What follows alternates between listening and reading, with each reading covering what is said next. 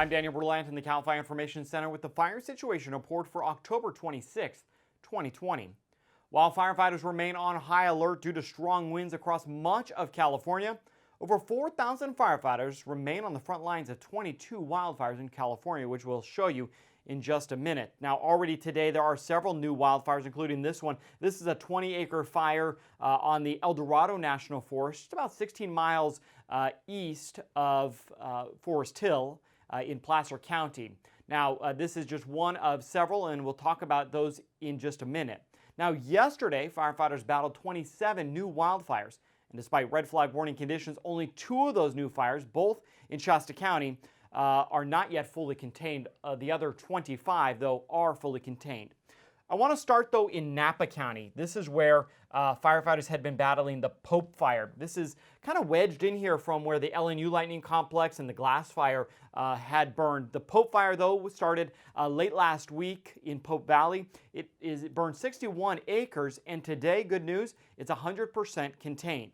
The other major fire that I want to mention, this is a live look this morning in Orange County at the Silverado Fire. It's a new fire that started off Santiago Canyon Road and Silverado Canyon Road. I'll zoom out here and come show you on the map where this new fire is. Again, this is in Orange County. Give you an idea on the map. Here is Rancho Santa Margarita. Here is Orange and Tustin. And so if we zoom in here, this is where the fire is burning. According to the Orange County Fire Authority, this fire has burned 2,000 acres already this morning and has forced many to evacuate. Another fire, though, that I had mentioned earlier were the fires up in Redding. So let's zoom back here and I'll show you those fires. Now, the Shasta County area saw several new fires yesterday, many of which they were able to contain, but a couple of which are still very close to containment. Here's Anderson I-5 to give you an example. This is where the Dersh fire is burning. It has burned 133 acres just 6 miles out of Anderson.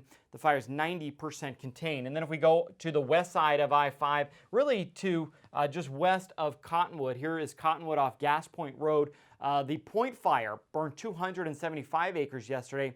It is 90% contained. So good progress being made there despite strong winds in this area. I want to give you an update from the U.S. Forest Service on a couple of the other major fires that we had been reporting on. This is the August Complex, and as of today, this fire has burned well over 1 million acres. The good news, though, is the Forest Service reports that it is 93% contained.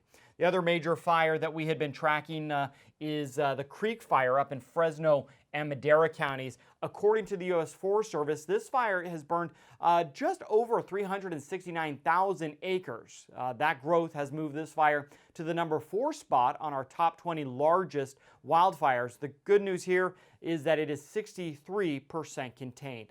Now, there are red flag warnings in effect, as I mentioned, across California.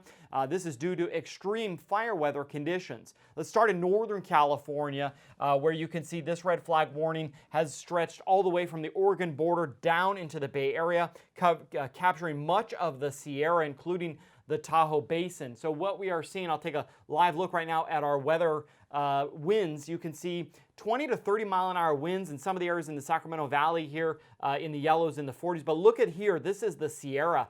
In the high country, we are seeing winds, look at that, 81 miles an hour. That matches right up with some of the peak wind gusts that we saw in the past 24 hours. According to the Weather Service, the Alpine Meadows area, just in the Tahoe region, saw gusts of 94 miles an hour. Several of the other weather stations clocking winds gusts of over 70. So very strong winds. These are hurricane level winds for sure.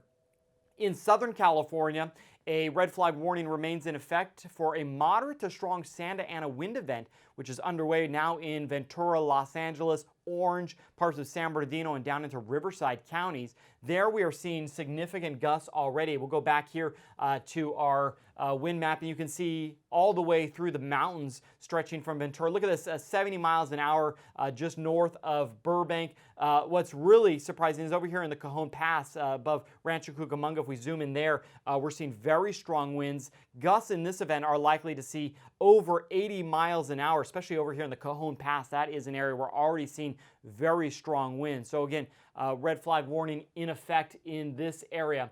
I'll switch back though to our red flag warning map, show you exactly where that red flag warning is in effect. Again, it's covering much of Ventura, Los Angeles, again, much of the Southland under this red flag warning.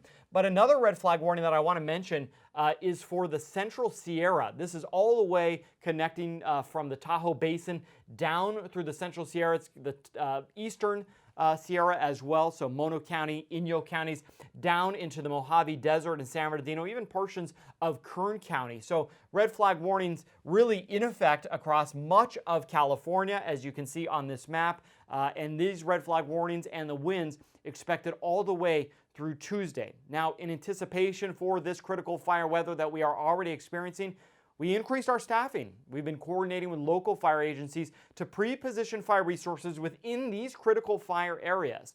Now, these resources have already been important in responding to the nearly 24 wildfires just yesterday that I mentioned, and the several fires that have already broken out today. Now, we're continuing to urge the public to ensure that you are ready. So let's talk about a couple of tips on ways you can ensure you're prepared for wildfires.